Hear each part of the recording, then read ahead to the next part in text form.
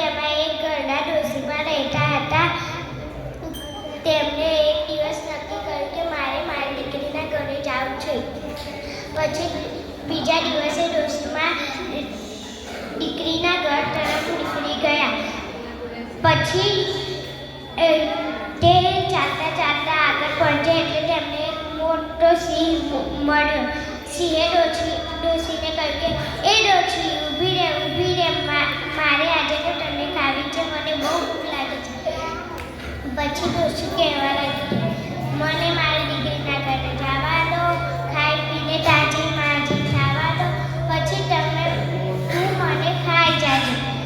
પછી સિંહે વિચાર્યું કે આ ડોશીની વાત તો સાચી છે, એને એની દીકરીના ઘરે જવા દો, ખાઈ પીને તાજી માજી ખાવા દો, પછી હું એને ખાઈ જાય. પછી સિંહે તો ડોશીને જવા દીધી. પછી ડોશીમાં તો ચાલતા ચાલતા જતા હતા અને રસ્તામાં વાઘ આવીને ઊભો થઈ ગયો અને કહેવા લાગે, એ ડોશી ઊભી રહે, આજે તો મને બહુ ભૂખ લાગી છે એટલે તને ખાવી જ છે. ડોશીએ ત્યાં પણ એવો જવાબ આપ્યો, મને મારી દીકરીના ઘરે જવા દે, ખાઈ પીને તાજી માજી ખાવા દે, પછી તું મને ખાઈ જાય. વાઘે પણ વિચાર્યું કે આ ડોશીની વાત તો સાચી છે, એને એની દીકરીના ઘરે જવા દો, ખાઈ પીને તાજી માજી ખાવા દો, પછી હું તેને ખાઈ જઈશ. વાઘે પણ તેને આગળ જવા દીધી એટલે રસ્તામાં મોટું રીંછ આવીને ઊભું થઈ ગયું અને ડોશીને કહેવા લાગ્યું કે એ ડોશી ઊભી રહે, આજે તો મારે તને ખાવી જ છે. પછી ડોશીએ જવાબ આપ્યો, મને મારી દીકરીના ઘરે જવા દે, ખાઈ પીને તાજી માજી ખાવા દે, પછી તું મને ખાઈ જાય. રીંછે પણ વિચાર્યું કે આ ડોશીની વાત તો સાચી છે, હું એની દીકરીના ઘરે જવા દઉં, ખાઈ પીને તાજી માજી ખાવા દઉં, પછી હું એને ખાઈ જઈશ.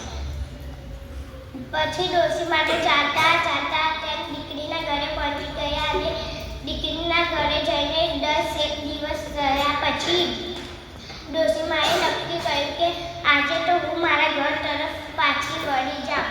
પછી ડોશીમાએ રસ્તામાં બનેલી બધી જ વાત તેની દીકરીને કહી. પછી દીકરીએ વિચાર્યું અને પછી એક મોટી કોઠી લઈ આવી અને ડોશીમાને કોઠીના અંદર બેસાડીને જોરથી ધક્કો મારીને આગળ ગભરાવી દીધી. પછી ડોશી તો ગબડતી આગળ પહોંચી એટલે એક મોટું રીંછ આવીને ઊભી થઈ ગઈ છે. એ કોઠી ઊભી રહે તે પહેલા ડોશીમાં તેની દીકરીના ઘરે ગયા હતા તેને જોયા છે. ડોશીમાં આવાજ વધીને કહેવા લાગી છે, કઈ ડોશી, કયું ગામ, કઈ દીકરી, મને તો કઈ નથી ખબર, મને જા દે. એમ કરીને ડોશીએ જોરથી ધક્કો મારીને કોઠીને આગળ ગબડાવી.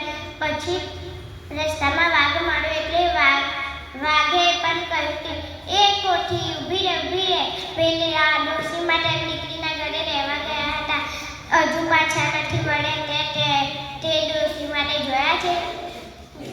ડોશી ફરીથી અવાજ કરીને કહેલા, કઈ ડોશી, કયું ગામ, કઈ દીકરી, મને તો કશું નથી ખબર. એમ કરીને ડોશીમાએ ફરીથી ધક્કો મારીને આગળ જવા દીધી કોઠી. પછી એક મોટો સિંહ આવીને રસ્તામાં ઊભો થઈ ગયો અને કોઠીને કહેવા લાગ્યું કે એ કોઠી ઊભી રહે, ક્યાં જાય છે?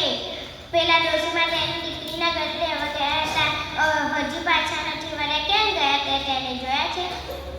ડોશી ફરીથી અવાજ બદલીને કહેવા લાગી, કઈ ડોશી, કઈ દીકરી, મને તો કઈ નથી ખબર, મને તો જવા દો ઘરે. એમ કહીને ડોશીમાએ ફરીથી ધક્કો મારીને કોઠીને આગળ ગબડાવી અને તેનું ઘર આવી ગયું એટલે કોઠીમાંથી નીકળીને તે ઘરમાં બેસી ગઈ. આ વાર્તા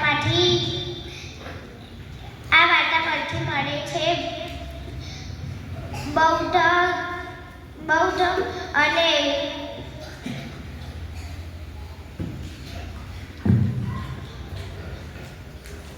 સંકટના સમયમાં ડરવું નહીં, હિંમતનો સામનો કરવો જોઈએ.